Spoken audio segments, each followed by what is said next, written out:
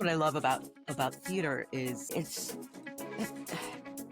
we get to put on these roles and tell these stories that are about our lives and how hard life is and how wonderful and rewarding it can be, but how hard it is and where those two things conflict.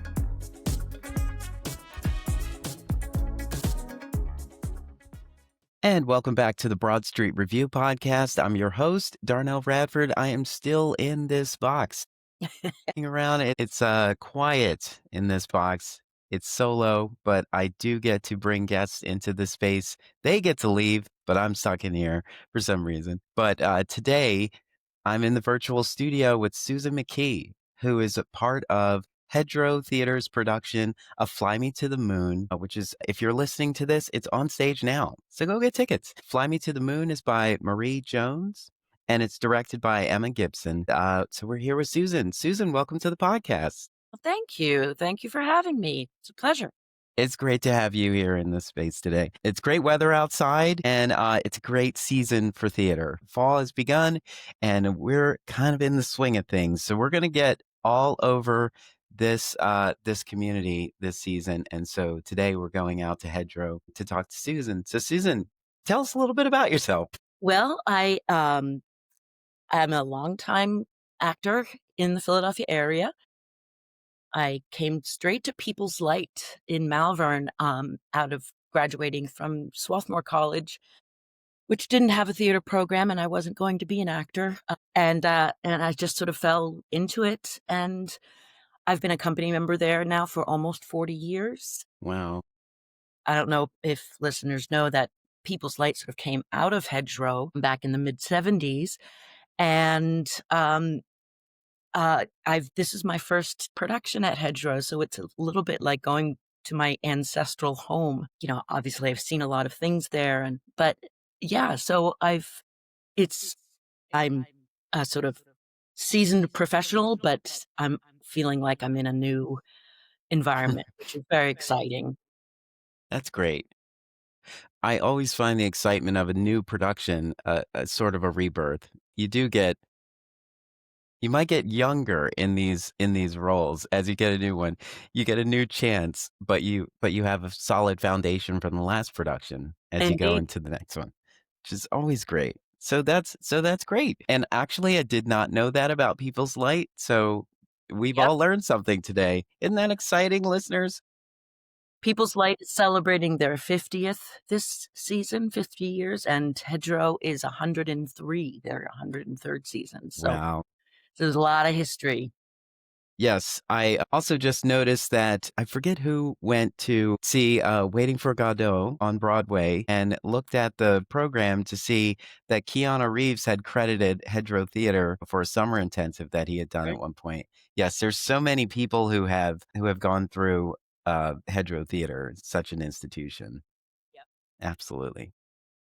Yeah, and so now we're here for this play, Fly Me to the Moon. So tell me about Fly Me to the Moon, and then we'll talk about like your first impressions of the piece after you read it. Sure. Well, Fly Me to the Moon is about these two middle-aged caregivers who are visiting their regular Davy McGee when something happens and they make some not so smart choices, but hilarity ensues. It really is sort of a modern farce. It's Irish. It's set in Ireland, and so it has that sort of British dark humor to it. Yeah, and I can't say too much without giving away, but it's a romp. It's a real beast, a terrifically fun beast. Had you known about this piece before you came in for it? No, I didn't, and I actually didn't even audition for it. Marcy Bramusi, who's the artistic director at Hedgerow, she called me up in August and said, "You have availability late September through early November." Ooh, so Awesome. she offered me the role, and I knew that I was going to be working with Marcia Saunders, hmm who I've worked with a lot at People's Light, but I haven't worked with her in a long time. So this is again, it's like coming home. That's great. Yeah. it's also good to have longevity in the community too, because everyone has seen your work, and so now they can just call you in. Yeah, well, that used to happen a lot more when I was younger, and now it's really nice when it just happens, yeah. Being a company Yeah. member at People's Light, they tend to do the season make the season with their company members in mind. Mhm. So, I do get a lot of that there, but it's kind of unusual these days to just sort of get a cold call and say, "You wanna do this?" I'm I'm thrilled. When I first read the play, I'm not a very good first reader of plays. I tend to need to, like, say it out loud and work on it a little bit before I really get to know it, but it was it was funny at first, and I always know a play is truly funny if upon first read, I laugh out loud, so Great. And so you read it on your own, but did it really sunk in when you sat at the first table read? yeah, well, it's a two-hander, so it's just Mhm. me and Marcia on Yeah. stage for about an hour, and there's a lot of talking and, obviously dialect. So Marcia and I actually both started working on all the lines, at least 2 to 3 weeks before we even sat down for a Mm. table read. So I got really we both got very, very familiar with the piece, and actually at the first table read, we were about 70% off book already. So that because the rehearsal process was very, very tight. At Hedgerow being a smaller theater, we can't work as many hours as we can at a bigger place at People's Light. So we knew that our rehearsal was going to be jam packed and that we really had to get off our feet. And particularly for it being a farce, the timing and the relationship between both of us, Marcia and I, just has to be rock solid. Mm. It was only like a 2.5 week rehearsal period and then just a couple days of tech. So we really worked our butts off. Are you seeing that as a trend in productions you've done recently? Like that time frame, like, we don't have a ton of time. Yeah, unfortunately, we are seeing that. Fortunately, for the past many years at People's Light, we are giving ourselves a little more time because we're doing a lot of original musicals like the pantos every other year, or new adaptations of Christmas Carol, which has a lot of music in it. And so we try to give ourselves at least 3 or 4 weeks. Oh, well, it has to be at least three, preferably 4, even 5 weeks sometimes of rehearsal, because there's Mm.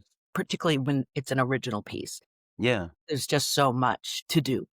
Yeah. But yeah, unfortunately, that is the trend. Very short rehearsal period.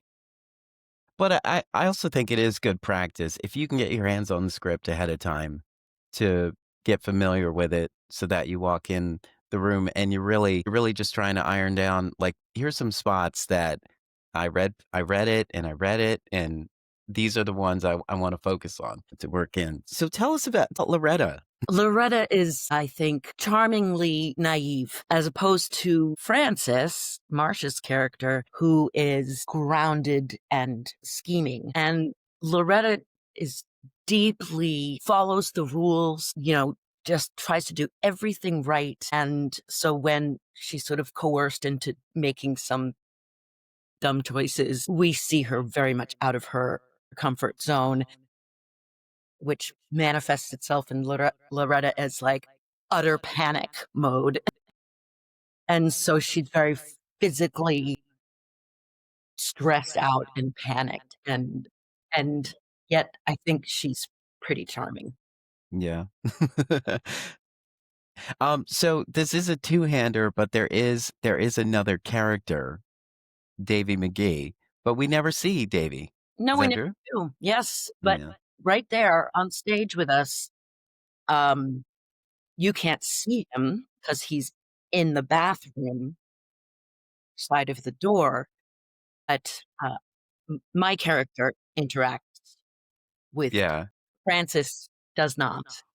And good reason for that, and I don't wanna as a to not giving it away. It's so much fun to try to talk around, like, the parts that would give it all away because 'cause we're just being cryptic, and I hope the listeners are saying, like, "You know what? I gotta go. I gotta."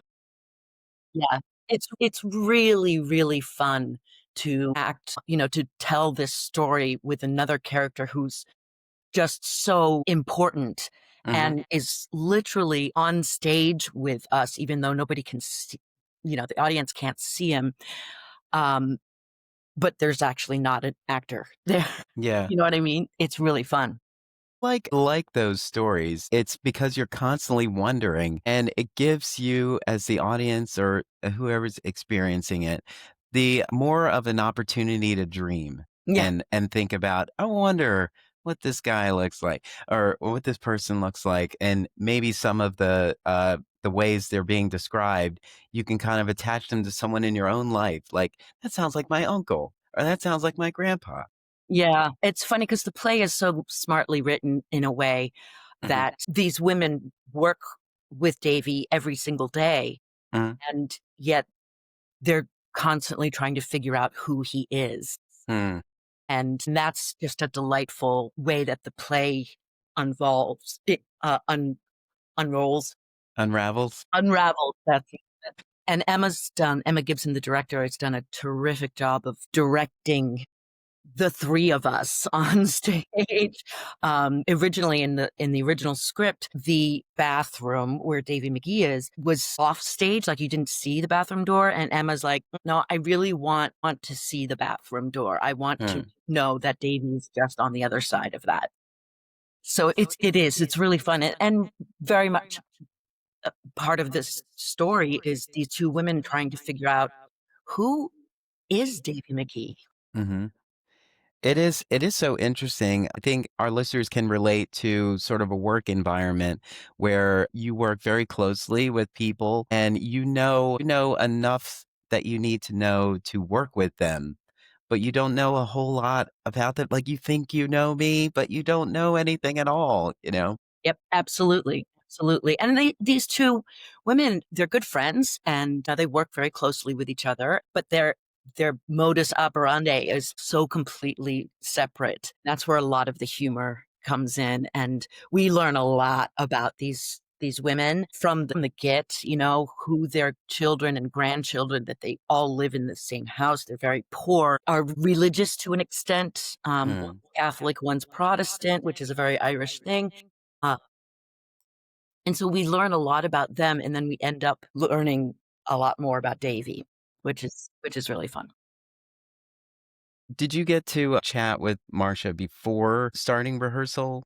But yeah, no, we worked together. I would go to her house, like I said, for 2 or 3 weeks. We would go, a couple times a week, and we Yeah. would And look. what was that like? Was it part hang and then saying like, "We should probably get to this script," or was it focus? "We're here focused We were to pretty really make we sense were of this." pretty focused.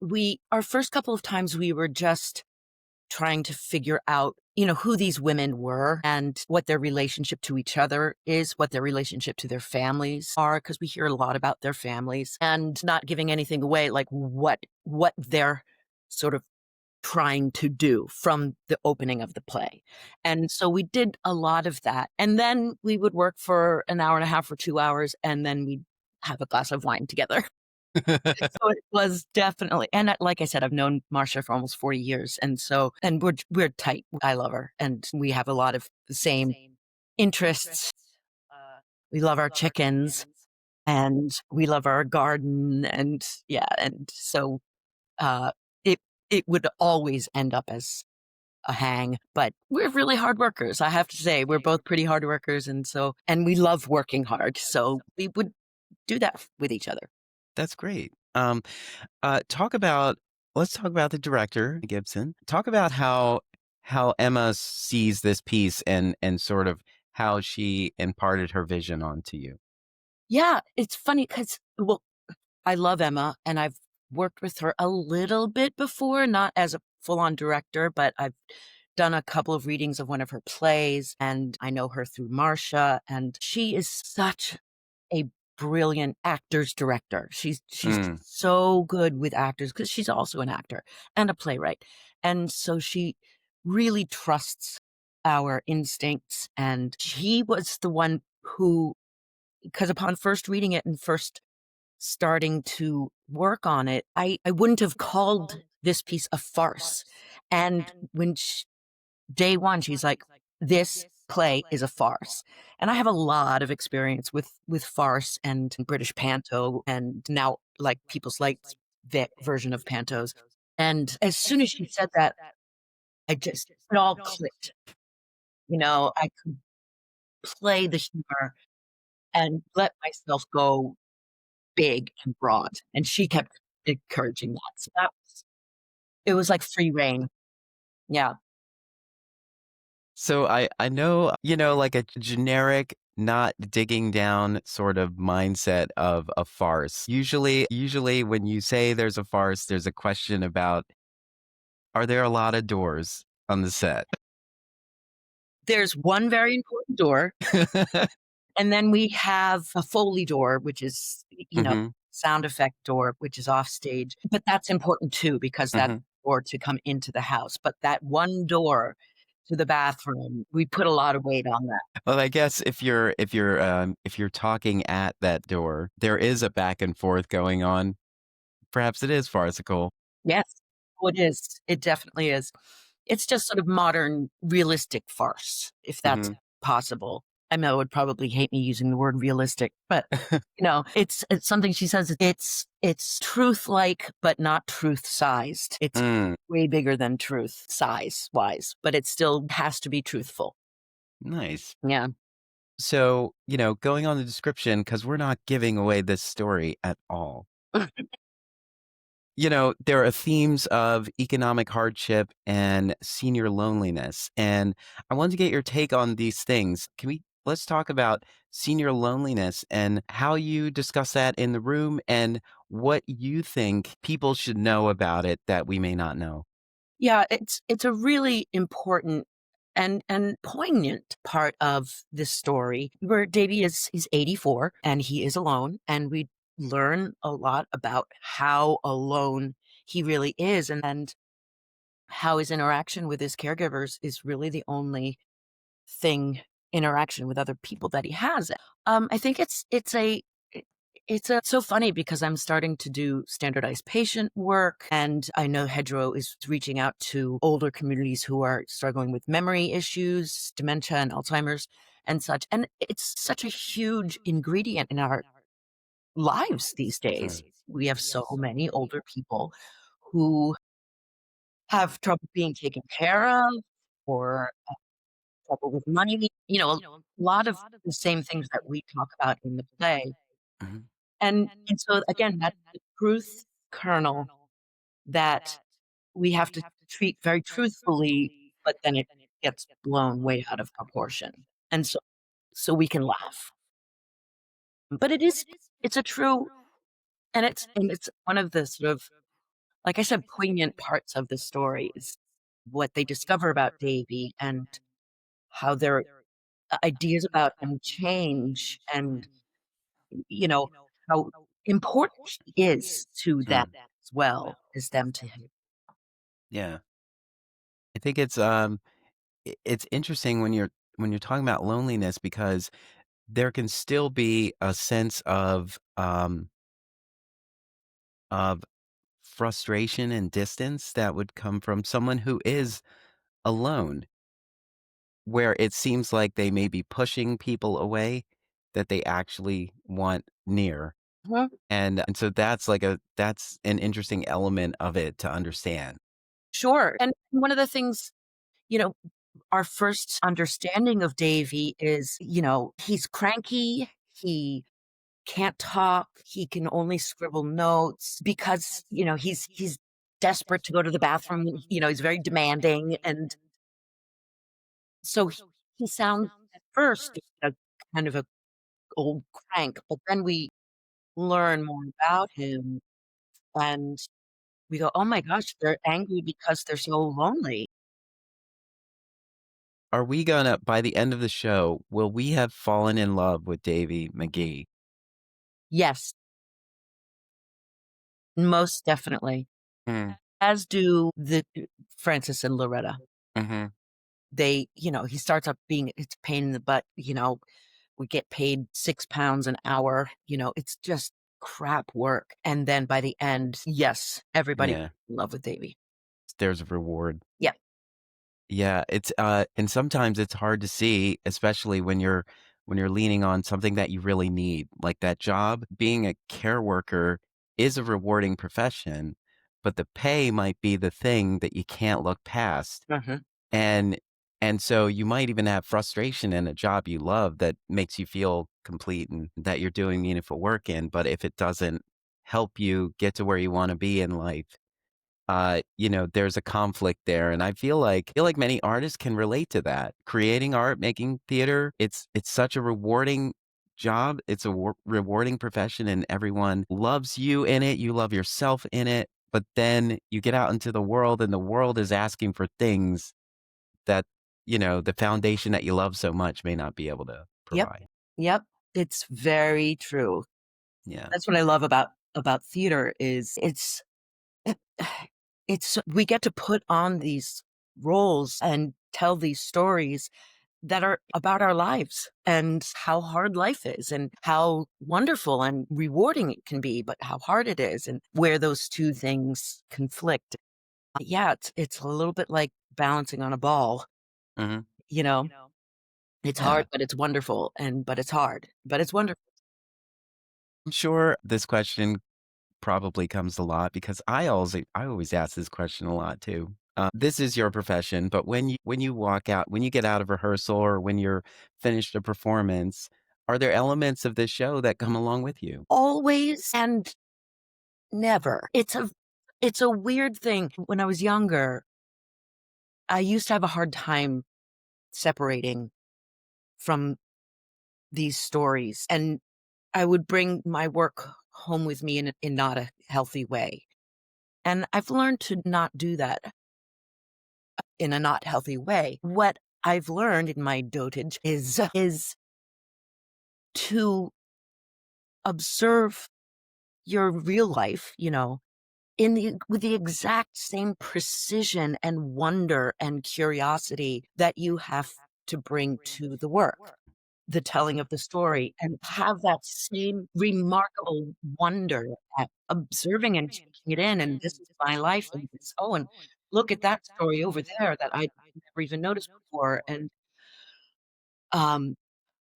and it's something that I love to teach when I teach non-act Hmm. not just kids, but adult non-actors. It's like that joy of telling a story for the first time. You can carry that through life and in your regular job and, "Oh, wow, I love how that color looks different in this light." Or, silly things like that, or, thinking about el elderly people that I meet on the street. Like, I wonder if they're lonely. Hmm. It's the kind of stuff, the sort of curiosity that the character has to have. We all should have that curiosity and the joy of Yeah. I think we all kinda smile a little bit when we see an older couple walking, just being somewhere together. You're like, "Great, yeah, you're together." yep, Because we all do understand the value of that companionship, of just having somebody that is part of your foundation, that lets you feel like you're not alone in the world. Because you can be in a crowded room and still feel lonely, absolutely. if you're not making a connection with the people in the room. Is there a moment in the show that stands out for you, or is that like, "Oh, I love that. I just love that." There's so many to pick from. One that doesn't give away the story. Yeah, Loretta's not the sharpest knife in the drawer, and I love the moments where she thinks she's made a discovery and it's completely naive. Her big solution at the end of the play, which I can't give away, is so delicious to to sort of dive into the absolute ridiculousness and like, this thing will never work, but Loretta is so excited about it and works it out, so and there's another moment where she goes into the bathroom and then comes out and assumes that something ridiculous is happening, and Frances is like, "That cannot be happening." So there's moments where Loretta's naivete is just so delightful to play. What do you hope an audience walks away with from this experience?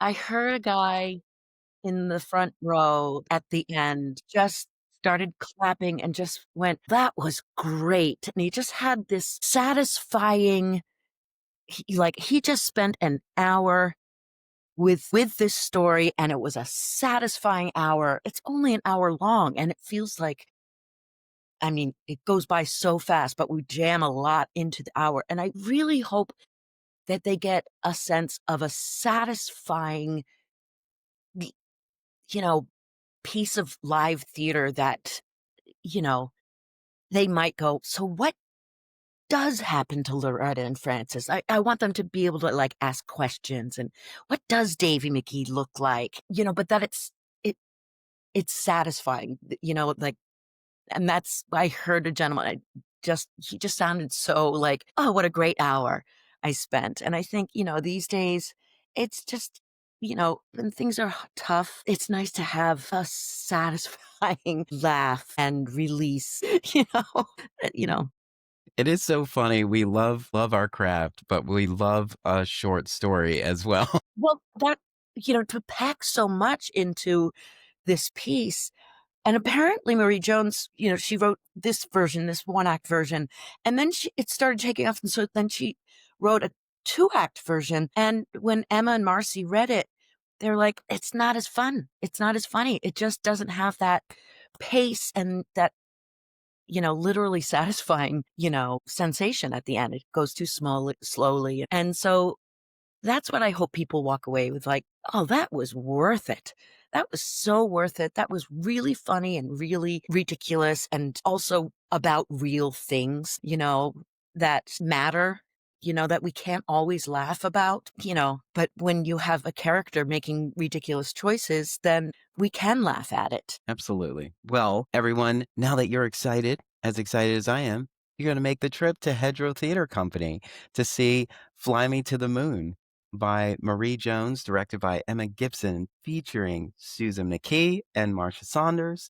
It's on stage now through November 2nd. Go to the website, hedgerowtheater.org, and get tickets. That's tickets plural because theater is more fun with a plus one. Absolutely. Susan McKey, thank you so much for taking the time to chat with me and Thank to you. unpack Fly Me to the Moon.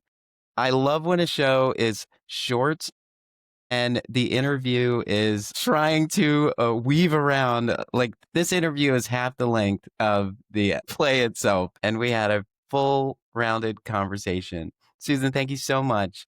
And we'll Thank see you. everyone at the Hedgerow. It was truly a pleasure. Thank you.